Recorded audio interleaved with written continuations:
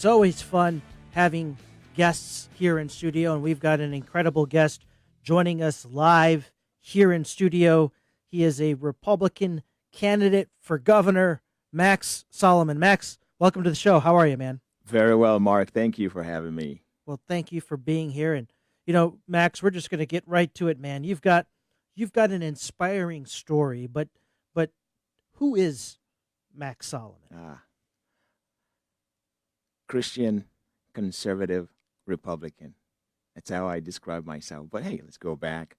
I was born in Lagos, Nigeria. Lagos is a town in Nigeria. And then by the time I was 14 years old, my mom died in a car accident. And 2.5 years later, my father died. I have six siblings, no parents, orphaned by 17. And by the grace of God, we were able to pull through. And then I moved to the United States when I was about 20. That was about 30 years ago. Moved to the best country in the world, as I always say. I am thankful. I'm grateful to God for giving me the privilege and the blessings that America has given me. And as I always say, I raised my right hand and became the citizen of this great United States of America. And ever since then, I'm an attorney, practice law. I'm licensed in the state of Indiana and Illinois. I'm also a former adjunct professor of law, professor of political science. And that's Max in a nutshell. And now I'm a candidate for governor.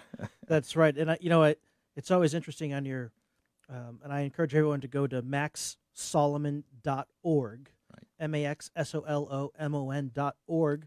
And what's interesting is in your About Max or Meet Max section at the end, you have Proverbs 22:6, which talks about train up a child in the way he should go. Yes, absolutely. And I'm guessing, Max, that that's part of your platform now as you're running for governor, education. But tell us about some of the key issues that you're focusing on here during this governor's race. Absolutely. That Proverbs that you just read applies to my life directly.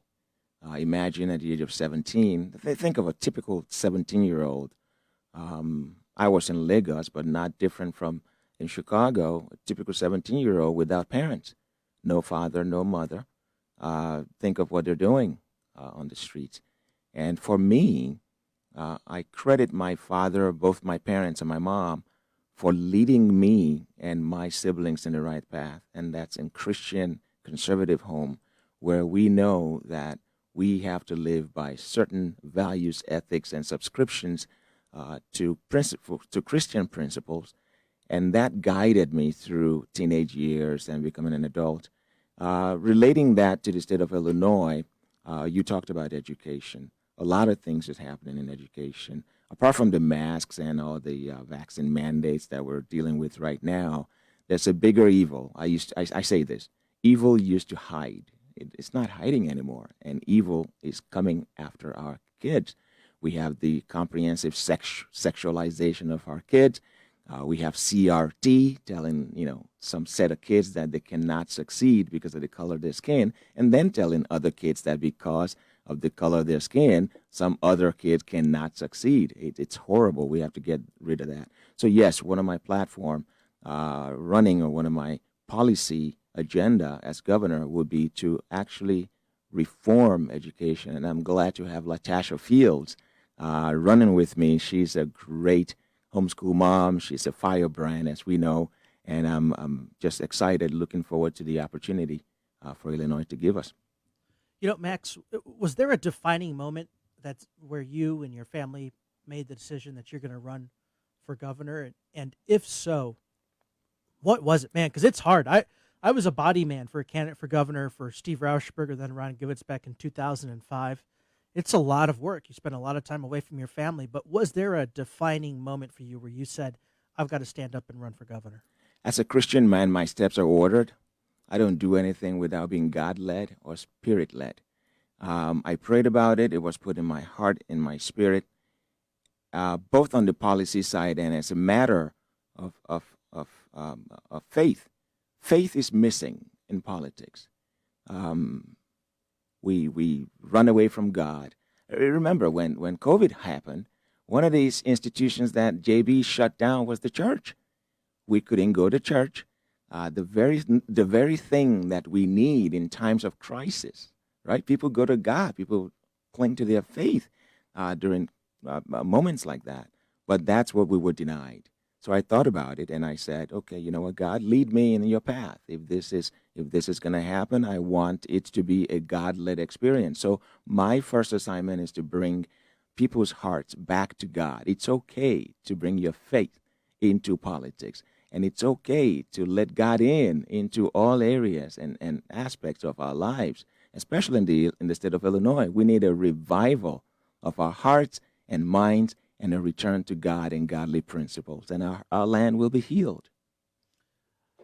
Max, I was there when you spoke at the Freedom Initiative Now Gubernatorial Town Hall, and Freedom Initiative Now is a title sponsor of this radio show. And I thought you said something that was so profound, and that was, talk a little bit more about this, about the CRT, but yet the danger of CRT on kids versus the danger to our kids as it relates to COVID and the pandemic. And you made an interesting comment about that, about how dangerous CRT is. Right. Right now, and I call it a distraction, even though I'm not going to take away from the seriousness of it. It seems to be that the whole world, I'm going to focus on the state of Illinois, we're focused on the masks.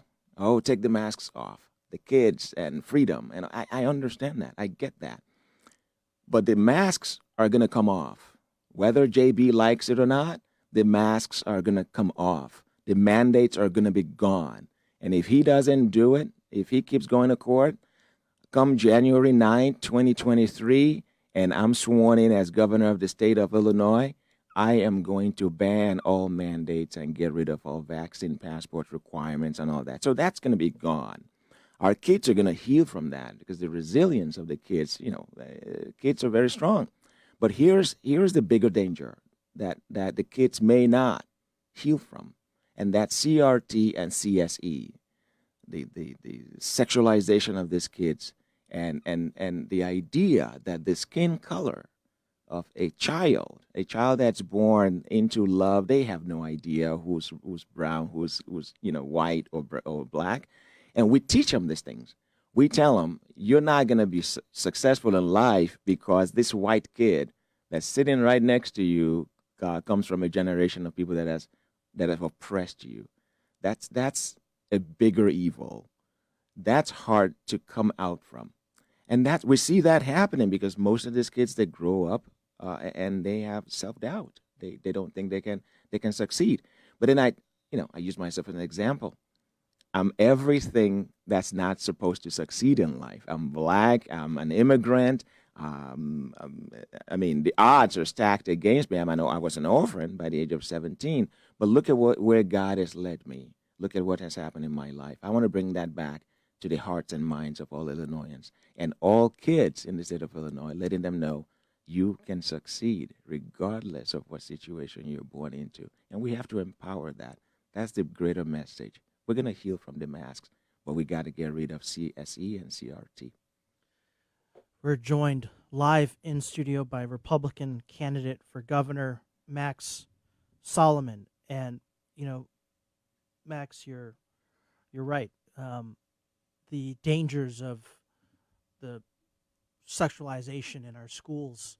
What's interesting, Max, is I can't talk about what's in this curriculum on air. So Right. why in the heck are we teaching it to our kids in schools? Right. If you can't say some of these things on air, then you should be saying them in classrooms Absolutely. to kindergartners and first graders and second graders. Max, we've got so much more to talk about. I want to talk to you a little bit about crime. All right. And we're going to talk more about your campaign for governor, and it's a crowded field, but I'm honored to give you a chance to use this as a platform to get your message out to our Chicagoland area listeners. But you're listening to Mark My Words on AM 560, The Answer. Stay tuned. We're joined by Max Solomon, Republican candidate for governor. We'll be right back.